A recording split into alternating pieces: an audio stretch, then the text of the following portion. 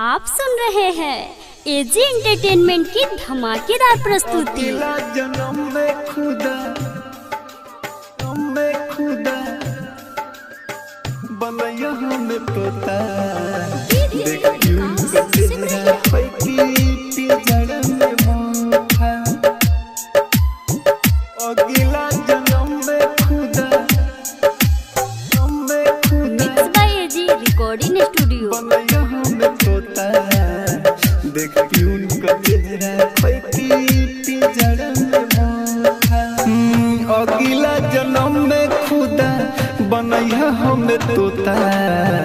देखती उनका चेहरा खैती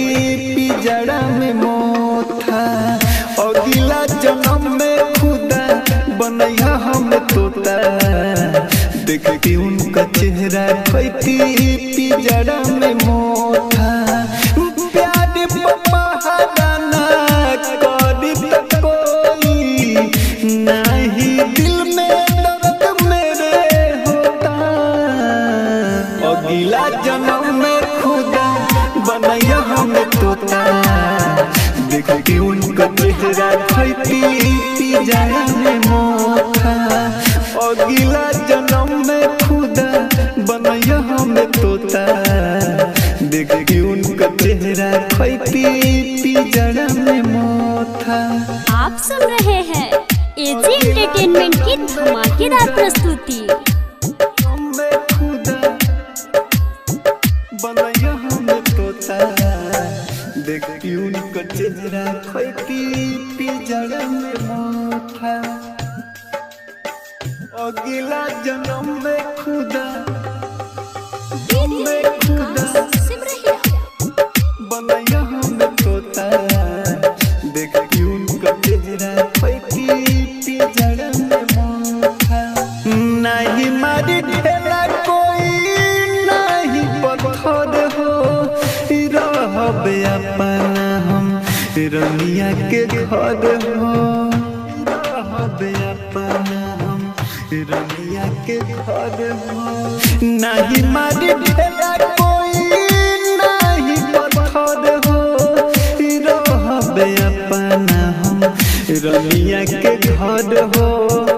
रनिया के घर हो जालिम जमाना कबो करी न सत हो प्यार में कबो धोखा न मिलता अगला जन्म में खुदा बनैया हमें तोता देखती उनका चेहरा खैती पिजड़ा में मोथा mix by AG recording studio. अगला जन्म में खुदा बनैया हमें तोता देखती उनका चेहरा खैती पिजड़ा में मोथा अगला जन्म में खुदा बनैया हमें तोता देखती उनका चेहरा खैती पिजड़ा में मोथा ओढ़नी अपन हमके गोदिया में जान हमके झुलुआ खेलैती गोदिया में जान हमके झुलुआ खेलैती ओढ़नी अपन हमके ओढ़ैती गोदिया में जान हमके झुलुआ खेलैती झुलुआ खेलैती राइटर बारूद और बिन